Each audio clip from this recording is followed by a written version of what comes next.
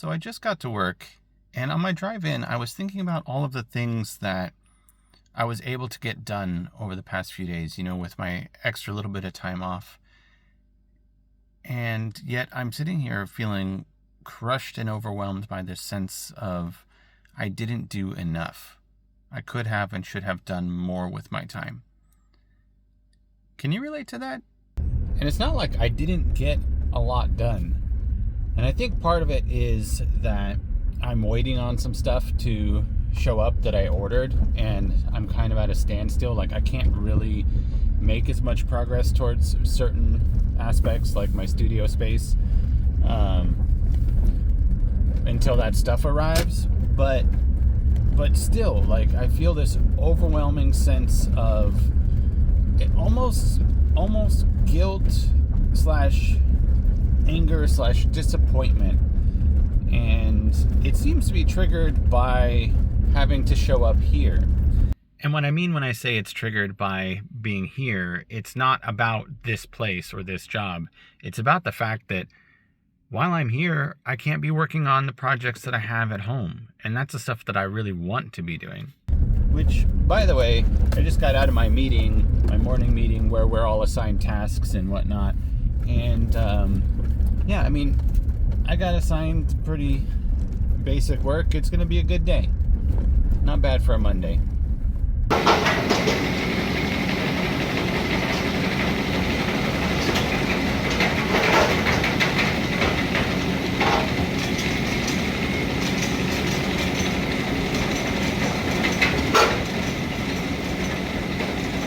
For those who don't know, I work at a rock quarry. It's dirty work, long hours, very physically demanding. If I had a choice of anything to do for a living, it wouldn't be that. So you better believe that if I were to get this channel monetized, that would be a happy moment for me to do this for a living. But that being said, it is not the goal of this channel.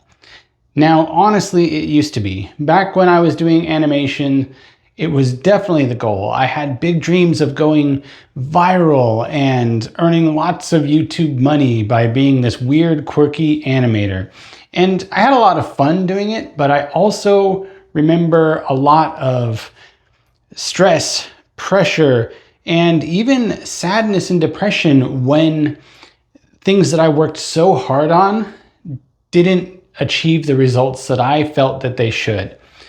Now, I've let go of all of that, and I feel so much better for doing so. It really makes me happy. But at that time, I was part of a kind of a small YouTube community that was just a bunch of people trying to grow their channels. And I can remember when YouTube first announced that they were adding the 4,000 hours of watch time mark for earning monetization. And I was very, very disheartened by that, very disappointed. But you know what? I buckled down and I pushed and I pushed and I pushed and I created lots of content, and I basically begged my viewers to watch my content to help me reach that 4,000 hours. And you know what? I did. And guess what? By that time next year, I had less than 4,000 hours of watch time and lost my monetization. So I had monetization for less than a year. And I think I earned an average of about $3 a month during that time. And it wasn't very great at all. And I didn't stop working as hard to achieve, but it was too much to continue to ask and try to force it to happen, and so now I'm still connected to some of these members, these creators that are still pushing and still trying to build their channels. And I guess YouTube today announced that the mark is now 8,000 hours of watch time. And I guess now that if you do shorts, it's 20 million views of shorts in a 90-day period. And my understanding is that that's a rolling period. So you have to consistently have 20 million views on your shorts for any given 90 90 days, past 90 days. And so many people are angry about it and feeling attacked by YouTube. But, you know, like I mentioned in one of my previous videos, YouTube has to generate revenue for YouTube. That's the goal of YouTube. I guarantee you, they have entire meetings upon meetings upon meetings and brainstorming and all this stuff of all the ways that they can make more money and squeeze more dollars out of YouTube. And that's fine. That's what businesses do. It's not just YouTube. It's pretty much every business does that type of stuff. They always want to know how they can make the most amount of money. And in today's day and age, with AI content in particular, making it so easy for people to just pump stuff out. Like pretty much anybody can get on these AI services and just start churning out content. Whether that content is good or bad is besides the point. The fact is, it's pretty simple to churn out something. And these people are churning out content, putting it on YouTube, and that is actually creating a large amount of influx in monetized channels because there's a lot of content that is getting a lot of views. So when a channel becomes monetized, YouTube has to pay them. And for every channel monetized, that's a lot of money coming out of YouTube's pocket. So basically, it makes sense for YouTube to raise that bar so that they're not having so many channels on their payroll, essentially. And that is fine because for me, there's a lot of other ways to make money with a YouTube channel. You don't have to be monetized by YouTube to make money with the YouTube channel.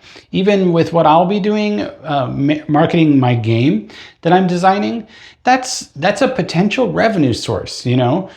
And I even got, with as small as my channel is, I even got a email just like 2 weeks ago from some casino app that was like, we'll pay you $250 to have an advertisement in the middle of your video.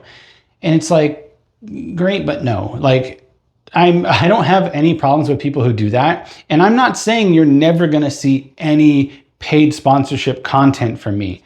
As a matter of fact, I did receive a solar panel and I did a little review on that solar panel, and I received that solar panel for free from the company for the purpose of the review. But that makes sense for me because I am doing solar projects and I will be putting out more solar content on this channel. So that made sense. But a casino app, I don't see the reason to drop that in the middle of this video. It's very disruptive. It feels unnatural for me personally. And for $250, like, I would rather market something I am passionately creating than somebody else's app, product, or service. So if I got, you know, a sponsorship from a company that aligns with what I'm doing, then yeah, there's a chance you're going to see it on this channel because it makes sense. But outside of that, it really doesn't. So I don't know ultimately where I'm going with this video. I was in that mindset of how much I wish I could do this for a living because I showed up to work on Monday. I was bummed out to be there. And I was just coming off of a few days of a lot of creativity and a lot of progress on my projects. And I was like, man, wouldn't it be great to do that full time? And then I heard this news about the YouTube thing and I just started laughing because it's like, man, that just can't ever be the goal, you know? And especially when they can, from one day to the next, just shift the goalposts and move it farther and farther outside of people's reach, like, that can't ever be the goal. So this channel is more than that. It's about building the connection and the community and just, you know, growing something real. Yeah, that's all I have to say. Until next time, I'll catch you guys later.